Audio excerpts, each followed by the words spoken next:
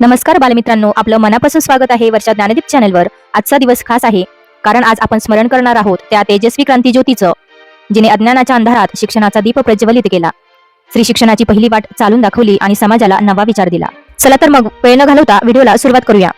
सूर्याप्रमाणे तेजस्वी दिसणारे हे व्यासपीठ, चंद्राप्रमाणे शीतल छाया देणारे आमचे लाडकी गुरुजन आणि चांदण्यांप्रमाणे चमकणाऱ्या माझ्या प्रिय विद्यार्थी मित्रांनो व मैत्रिणींनो, आपणा सर्वांना माझा नम्र नमस्कार। ज्ञानाचा दीप पेटवला, अंधार केला दूर, ज्ञानाचा दीप पेटवला, अंधार केला दूर, स्त्री शिक्षणाची वाट दाखवली, धैर्य होते भरपूर, अपमान संकटे झेलूनही न झुकली कधी मान, त्या सावित्रीबाई फुले शिक्षणाची महान शान। आज मला तुमच्या समोर सावित्रीबाई फुले यांच्या जयंतीनिमित्त माझे विचार मांडण्याची संधी मिळाली, याचा मला खूप आनंद होत आहे। आज सावित्रीबाई फुले जयंतीनिमित्त या पवित्र व्यासपीठावर उभे राहून बोलताना मला अत्यंत अभिमान वाटतो, कारण आज आपण केवळ एका व्यक्तीची जयंती साजरी करत नाही, तर एका विचारांची, एका क्रांतीची आणि एका धगधगत्या प्रेरणेची जयंती साजरी करत आहोत। सावित्रीबाई फुले म्हणजे केवळ एक नाव नाही, तर त्या अन्यायाविरुद्ध उभ्या राहिलेल्या संपूर्ण स्त्री शक्तीचे प्रतीक आहेत। सावित्रीबाई फुले यांचा जन्म 3 जानेवारी 1831 रोजी महाराष्ट्रातील नायगाव येथे झाला। त्या काळातील समाज अंधश्रद्धा, जातीभेद आणि स्त्रीदास्याने ग्रासलेला होता। मुलींना शिकवणे पाप समजले जात होते। स्त्रीचे जीवन चूल आणि मूल यापुरतेच मर्यादित होते। अशा परिस्थितीत सावित्रीबाई फुले यांनी शिक्षणाचा दिवा पेटवण्याचे धाडस केले। लहान वयातच त्यांचा विवाह महात्मा ज्योतिराव फुले यांच्याशी झाला। ज्योतिरावांनी सावित्रीबाईंमधील जिद्द ओळखली आणि स्वतः त्यांना शिकवले। पुढे सावित्रीबाई भारतातील पहिल्या महिला शिक्षिका ठरल्या। 1848 साली पुण्यातील भिडेवाड्यात सावित्रीबाई आणि महात्मा फुले यांनी भारतातील पहिली मुलींची शाळा सुरू केली।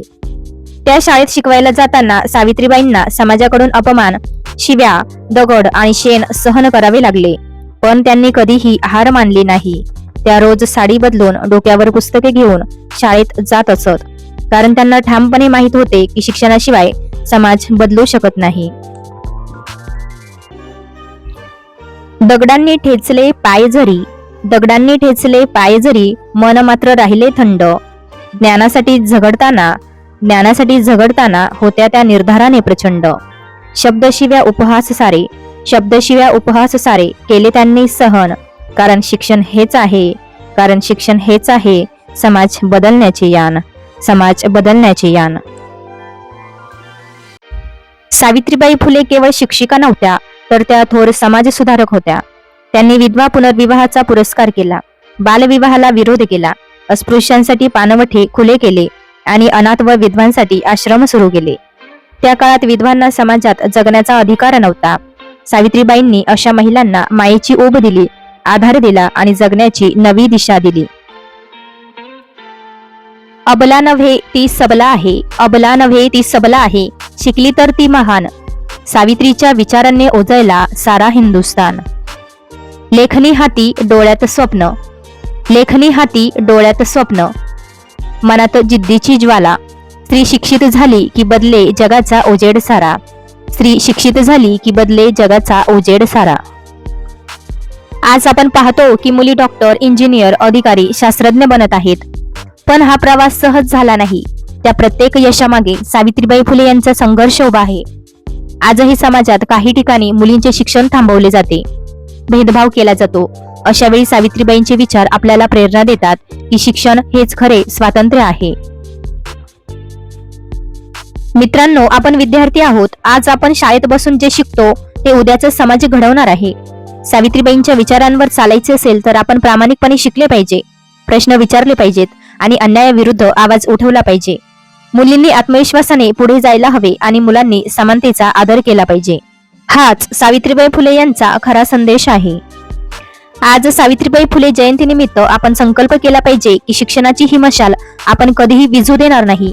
समाजातील शेवटच्या घटकापर्यंत शिक्षण पोहोचवण्यासाठी आपण प्रयत्न करू, कारण ज्या समाजात प्रत्येक व्यक्ती शिकलेली असते तो समाज कधीही मागे राहत नाही।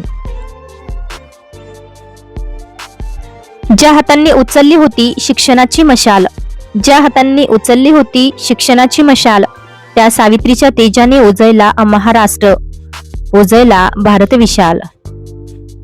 नतमस्तक होऊन सांगतो आज अभिमानाने, सावित्रीबाई फुले अमर आहेत, अमर राहतील सदैवही. शेवटी एवढेच सांगू इच्छिते की सावित्रीबाई फुले यांना खरी श्रद्धांजली म्हणजे केवळ फोटोला हार घालणे नाही, तर त्यांच्या विचारांप्रमाणे वागणे आहे.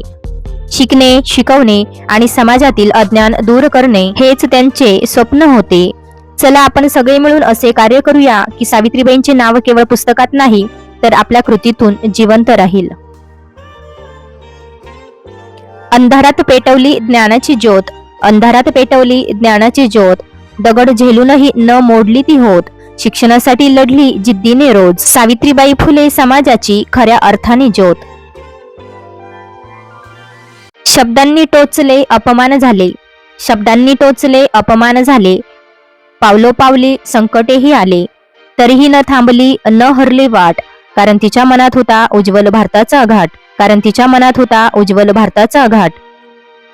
चूल मुलाच्या मर्यादा तोडल्या तिने, चूल मुलाच्या मर्यादा तोडल्या तिने, स्त्रीला दिले स्वप्न उंच गगनाने तिले, स्त्रीला दिले स्वप्न उंच गगनाने तिने. लेखनी पुस्तक विचारांची धार, लेखनी पुस्तक विचारांची धार, सावित्रीने घडवला नवा समाज साकार, सावित्रीने घडवला नवा समाज साकार. म्हणूनच म्हणावेसे वाटते, आज आम्ही शिकतो, पुढे जातो, त्या संघर्षाचे फळ आम्ही भोगतो. नतमस्तक होऊन सांगतो मनोमन, नतमस्तक होऊन सांगतो मनोमन, सावित्रीबाई अमर आहेत, सावित्रीबाई अमर आहेत, अमर राहतील जनमन, अमर राहतील जनमन. बालमित्रांनो, आजच्या या व्हिडिओमधून आपण क्रांतिज्योती सावित्रीबाई फुले यांच्या विचारांची आणि कार्याची थोडीशी उजळणी केली. त्यांचा संघर्ष, त्यांची जिद्द आणि शिक्षणासाठी दिलेला लढा आजही आपल्याला नवी दिशा देतो. सावित्रीबाईंचे विचार केवळ ऐकण्यासाठी नाहीत तर आचरणात आणण्यासाठी आहेत. हेच खरी त्यांना आदरांजली आहे. आपल्याला हा व्हिडिओ आवडला असेल तर लाईक करा, शेअर करा आणि वर्षा ज्ञानदीप चॅनलला सबस्क्राईब करायला विसरू नका. अशाच प्रेरणादायी, माहितीपूर्ण आणि मनाला भिडणाऱ्या व्हिडिओसाठी पुन्हा भेटूया. जय क्रांतिज्योती सावित्रीबाई फुले. धन्यवाद.